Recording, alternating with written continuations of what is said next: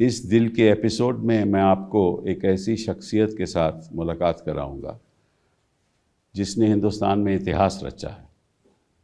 वो ऐसे लीडर हैं, एक आदिवासी समूह के लीडर हैं जो मुख्यमंत्री हैं, झारखंड के मुख्यमंत्री हैं, जिन्होंने अपने समूह के लिए और अपने प्रदेश के लिए ऐसे ऐसे काम किए हैं जो शायद जनता को नहीं पता। आपका स्वागत। अभी हाल ही में 22 जनवरी को अयोध्या में बड़ा भारी कार्यक्रम हुआ और राम राज्य की बात हुई। और एक तरफ तो राम राज्य की बात हो रही है और दूसरी तरफ सरकारें गिराई जा रही हैं। अभी बिहार में वहाँ रामराज और यहाँ आया राम गया राम, ये हिंदुस्तान में हो रहा है। और मुझे ऐसा पता चला है कि आपको भी टारगेट किया जा रहा है और ईडी आपको बुलाती रहती है, अक्सर बुलाती रहती है, समन भेजती रहती है। आपको मालूम है कि आपके खिलाफ केस क्या है? पहले तो हम लोग मिले, इसके लिए बहुत बहुत धन्यवाद। अब जहाँ तक वर्तमान राम राज को लेकर है, उसको आयोजित एक भव्य इवेंट की बात है और देश के अंदर राजनीतिक हलचलों की बात है। इसमें भी हम अछूते नहीं हैं, क्योंकि मैं भी एक सरकार चला रहा हूँ। और मैं कहूँगा कि मैं तो जिस दिन मैंने सरकार बनाई उसके 1 घंटे के बाद से ही हमारे यहाँ सरकार को कई ऐसे चुनौतियों का सामना करना पड़ा है जिसमें हमारे मुख्य विपक्ष के लोग हमलावर रहे हैं। लेकिन चुनौतियों को भी हम साथ किया है। सरकार बनी तो सबसे पहले कोरोना आया, लेकिन उससे पहले भी सरकार गिराने की प्रयास हुई। आप तो डिप्टी चीफ मिनिस्टर थे जब भाजपा की सरकार थी, अब डिप्टी चीफ मिनिस्टर थे ना, तो फिर आपने भाजपा छोड़ी क्यों?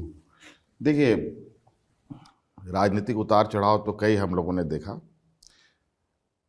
मूल रूप से हम लोग का आंदोलनकारी बैकग्राउंड है और आपको पता होगा कि लाख दुनिया के लोग कुछ कह ले, लेकिन अलग राज्य जो हमें मिला 2000 ईस्वी में, वो हमारे पिताजी की देन रही है, जिसको लेकर इन्होंने अपना बचपन, जवानी, बुढ़ापा दे दिया। उसके बाद झारखंड एक अलग प्रांत बना। इसके साथ कई राज्य भी बने थे, मध्य प्रदेश और 2-3 राज्य और बने।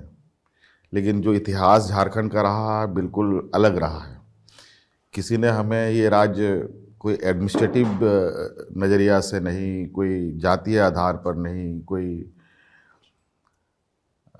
भौगोलिक आधार पर नहीं मिला या ना बटा। जैसे बंगाल भाषा के आधार पर, उड़ीसा के आधार तो यहाँ पर हिंदी बोली जाती है, अक्सर हिंदी भी बोली जाती है और भी बहुत सारे भाषाएं बोली जाती है हमारे यहाँ। लेकिन विशुद्ध रूप से हमारे राज्य के अंदर जो शोषण होता था, क्योंकि वहाँ सबसे अधिक गरीब पिछड़े तबके के लोग रहते हैं। और चूँकि आप जानते हैं इतिहास में हमेशा आदिवासियों के ऊपर, दलितों के ऊपर अत्याचार होते रहे हैं और इसी का शिकार हमारे ग्रैंडफादर दादाजी को भी होना पड़ा था। सुना था वो एक प्राइमरी टीचर थे। हाँ, वो बहुत उसमें सरकारी प्राइमरी शिक्षक हुआ करते थे। लेकिन महाजनों का जो प्रकोप था हमारे, मुझे लगता है कि देश में अगर सबसे अधिक होगा तो हमारे राज्य में हुआ होगा। शायद इसी वजह से इतनी बड़ी लंबी लड़ाई हम लोगों की रही है। हत्या हुई थी आपके दादाजी? बहुत मतलब दर्दनाक हत्या हुई थी। मतलब हमारे ग्रैंडफादर, अगर उनकी हाइट 5 फीट की होगी तो उनको बहुत छोटे छोटे पीस में काट दिया गया था। और मुझे तो वो